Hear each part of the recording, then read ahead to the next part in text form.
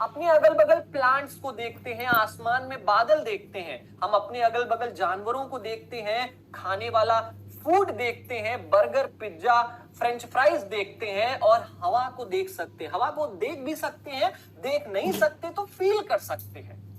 Yes, ठीक है। आप पानी पीते हो, ये सारी चीजें मैटर कहलाती हैं। मतलब एग्जैक्टली अगर मैटर की डिफिनीशन में आपको बताऊं तो मैटर वो चीज होती है जो स्पेस को ऑक्युपाई करे और जिसका कुछ वजन हो। मतलब देखो, ये जो खाना है, अगर इस खाने को हम कहीं पर रख दें तो क्या ये कुछ ना कुछ तो जगह को घेरेगी, कुछ ना कुछ स्पेस को ऑक्युपाई तो करेगी ना। अरे मेरे भाई, इस खाने को अगर आप टेबल पर रखोगे तो टेबल का कुछ जगह तो घिर जाएगा, कुछ जगह तो ऑक्युपाई हो जाएगा ना। तो यस, मैटर वही होता है जो कहीं पर अगर रखा जाए तो वो स्पेस को ऑक्युपाई कर ले। इसके साथ साथ मैटर वो भी चीजें होती हैं जिसका कोई ना कोई मास होता है, कोई ना कोई वजन होता है। जैसे देखो, ये कुछ ना कुछ ग्राम का तो जरूर होगा, 100 ग्राम 200 ग्राम कुछ ग्राम का तो जरूर होगा ना। तो भाई मैटर है ये। प्लांट्स जहां पर लगाया जाता है वो स्पेस को ऑक्युपाई करता है और इसका कोई ना कोई वजन भी होता है। अगर हम प्लांट्स को तराजू पर रख के तोले ना तो इसका कोई ना कोई वजन होता है। तो ये भी हमारा क्या है, मैटर है। बादल भी आसमान में होता है, तो आसमान के कुछ जगह को तो ऑक्युपाई करता है ना ये क्लाउड, तो ये भी मैटर है। हाँ, आपने कभी टाइम को देखा है क्या? क्या टाइम जगह को घेरता है क्या? क्या टाइम को हम कहीं रख सकते हैं? या टाइम का क्या कोई वजन होता है क्या? नहीं होता ना। तो ये चीज मैटर नहीं है। जो चीज स्पेस को ऑक्युपाई करे और जिसका कोई ना कोई मास हो, इसी चीज को हम मैटर का नाम देते हैं। अच्छा, मास का मतलब क्या होता है? मैं कह रहा हूं वजन होता है, तो वजन नहीं होता। मास का मतलब होता है किसी चीज का वजन, लेकिन ग्रेविटी को छोड़कर। मतलब जैसे फॉर एग्जाम्पल, हाँ, ये खाना ही है, खाने में कितने पार्टिकल्स हैं, इन पार्टिकल्स का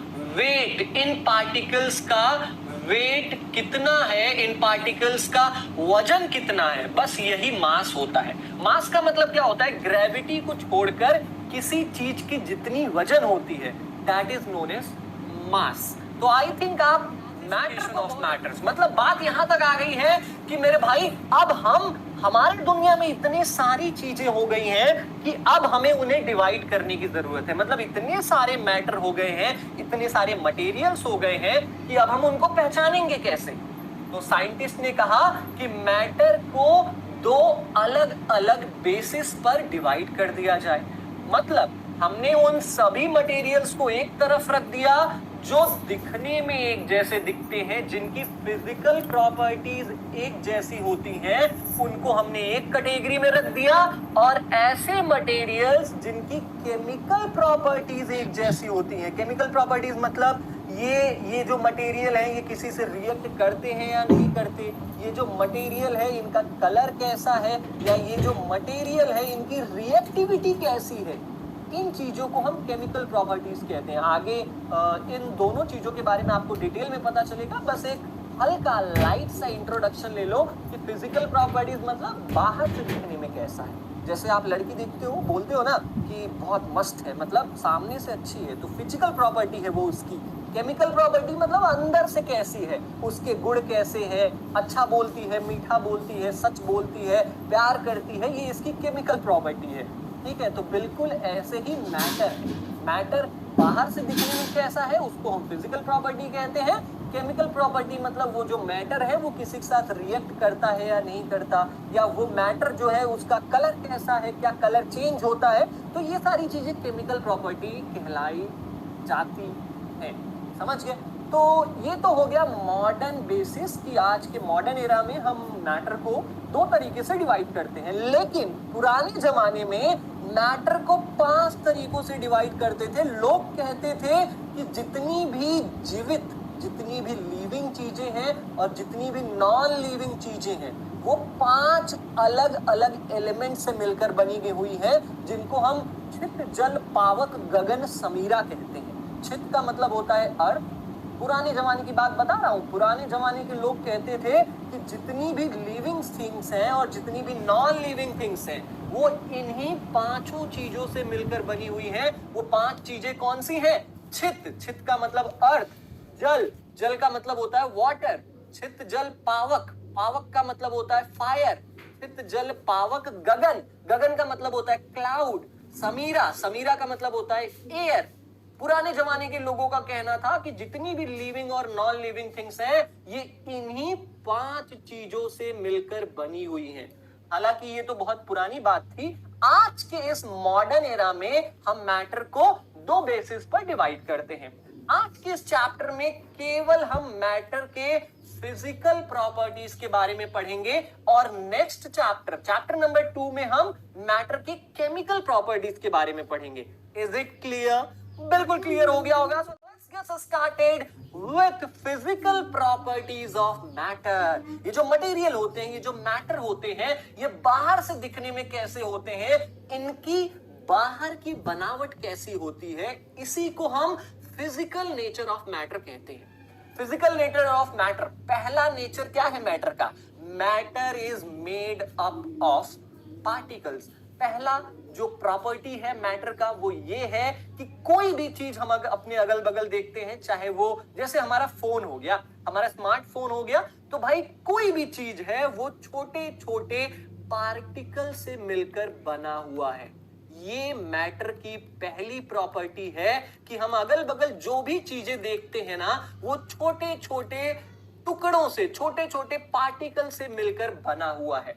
अब इस चीज को हम प्रूव भी करेंगे। एक बार क्या हुआ कि 2 स्कूलों के बीच में झगड़ा हो गया। एक स्कूल वाले कह रहे थे कि जो मैटर है वो लकड़ी की तरह कॉन्टिन्यूअस होता है, और एक स्कूल के बच्चे बोल रहे थे कि नहीं, मैटर कॉन्टिन्यूअस नहीं होता बल्कि मैटर छोटे छोटे पार्टिकल से मिलकर बना हुआ है।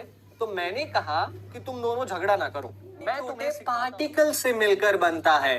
बिल्कुल सही। तो ये स्कूल वाले बिल्कुल सही थे और ये स्कूल वाले गलत थे। ठीक है, तो आई थिंक कि आपको पहली प्रॉपर्टी अच्छे समझ में आ गई होगी कि जितनी भी अगल बगल हमारी चीजें पाई जाती हैं वो सभी चीजें छोटे छोटे पार्टिकल से मिलकर बनी हुई हैं। ठीक है, समझ गए? Okay, let's move to second property of matter. दूसरी प्रॉपर्टी क्या है मैटर की? दूसरी प्रॉपर्टी ये है कि how small are these particles of matter. हमने देखा कि जो मैटर है वो छोटे छोटे पार्टिकल से मिलकर बने हुए हैं, लेकिन ये जो पार्टिकल्स हैं ये कितने छोटे होते हैं? क्या बहुत ज्यादा छोटे हैं? क्या इन पार्टिकल्स को हम मेजर कर सकते हैं क्या?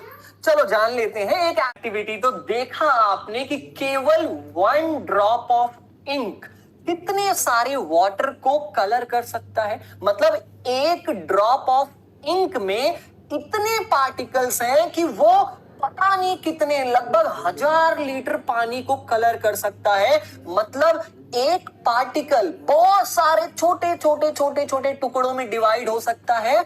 इससे कंक्लूजन ये निकलता है कि जो मैटर के पार्टिकल्स होते हैं वो बहुत छोटे होते हैं, वेरी स्मॉल होते हैं, इतने छोटे होते हैं कि हम सोच भी नहीं सकते, ना तो हम उन्हें मेजर कर सकते हैं। ठीक है, तो पार्टिकल्स ऑफ मैटर बहुत ज्यादा छोटे होते हैं। ये है मैटर की सेकंड प्रॉपर्टी। आई थिंक कि आपको ये भी अच्छे से समझ में आ गया होगा।